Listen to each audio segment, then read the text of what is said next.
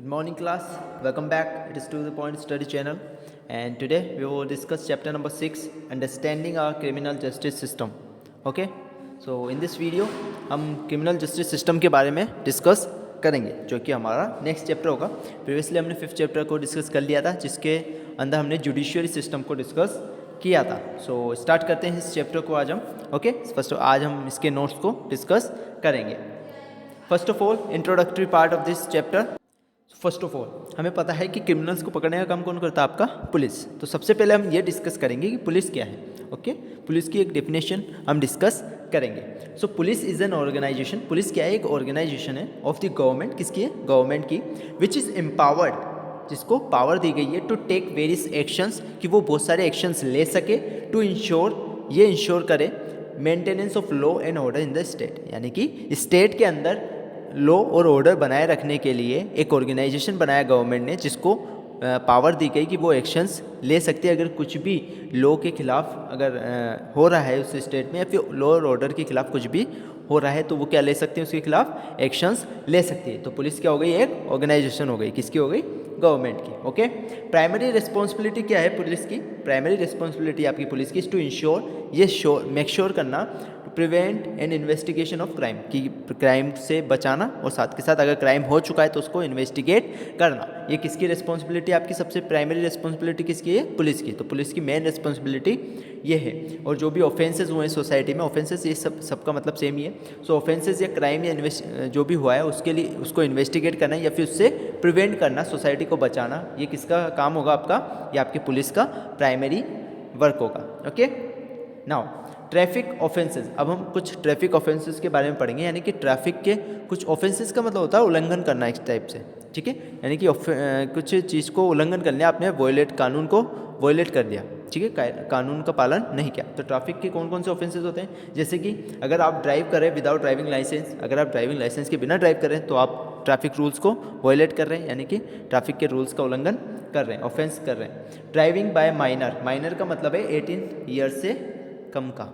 जो बंदा है 18 ईयर से जिसकी एज कम है, जिस पर्सन की, वो अगर ड्राइव कर रहा है तो वो भी आपका क्या है? वॉयलेशन है. ड्रंक एंड ड्राइविंग आपको पता ही है, ड्रिंक एंड ड्राइव आप अगर कर रहे हैं तो. ओवर स्पीडिंग, स्पीड बोर्ड लगा हुआ है और वहाँ से ओवर स्पीडिंग कर रहे हैं आप, वो भी आपका ट्रैफिक ऑफेंस हो गया. इनकरेक्ट पार्किंग, गलत जगहों पे पार्किंग कर रहे हैं, ये भी आपका ट्रैफिक ऑफेंस के अंदर आ जाएगा. तो ये 5 पॉइंट है आपके ट्रैफिक ऑफेंसेस के अंदर. इसके अलावा बहुत सारे और भी ट्रैफिक ऑफेंसेस हैं, हमने मेनली 5 को डिस्कस कर लिया है.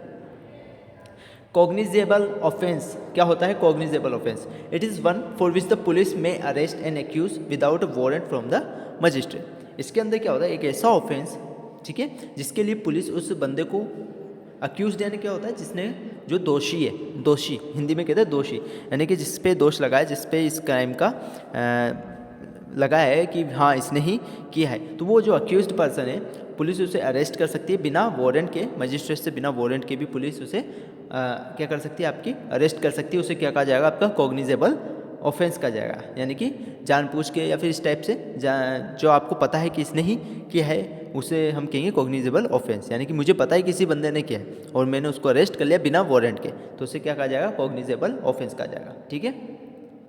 FIR, first information report. FIR आपने बहुत सुना होगा, ठीक है, सीरियल्स में या फिर मूवीज़ में, इनके अंदर FIR दर्ज हुई.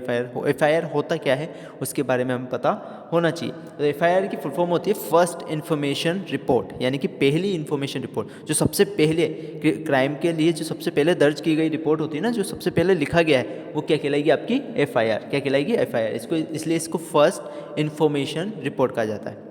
FIR इज़ ए डॉक्यूमेंट, ये एक डॉक्यूमेंट है प्रिपेयर्ड बाय द पुलिस. जो कौन प्रिपेयर करेगा? पुलिस प्रिपेयर करेगी.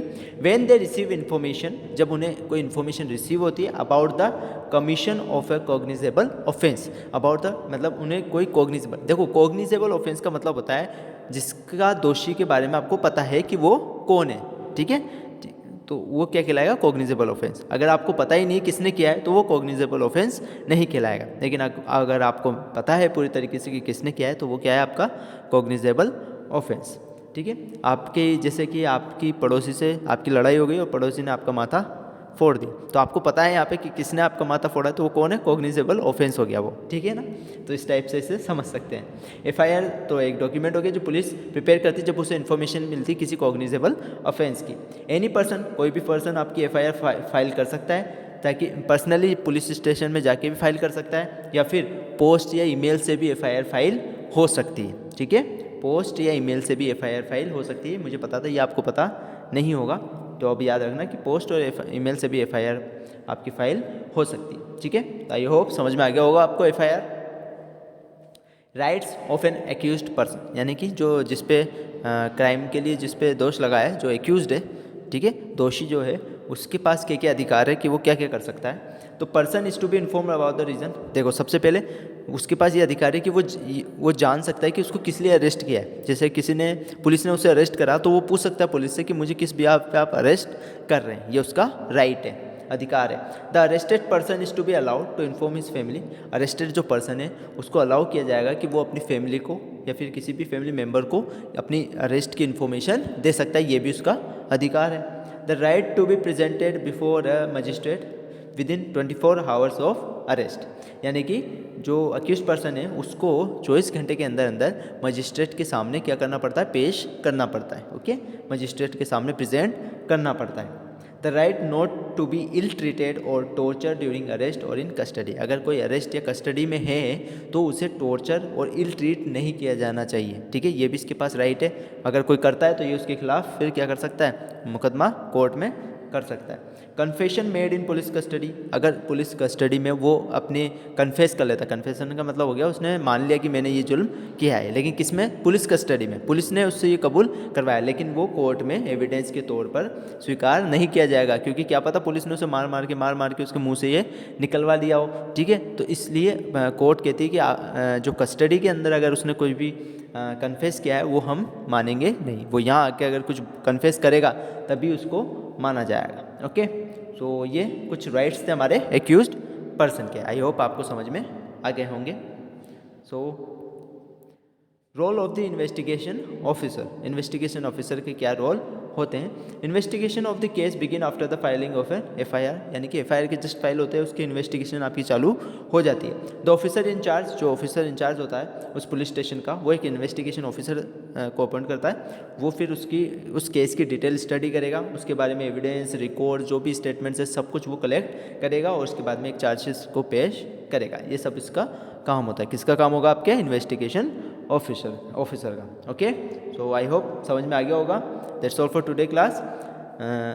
आज हमने कुछ नोट्स डिस्कस कर लिए हैं, नेक्स्ट वीडियो में हम थोड़े से नोट्स और रह गए हैं इस चैप्टर के, तो वो भी फिनिश करेंगे और साथ साथ क्वेश्चन आंसर्स को भी डिस्कस करेंगे। So thank you class for watching this video.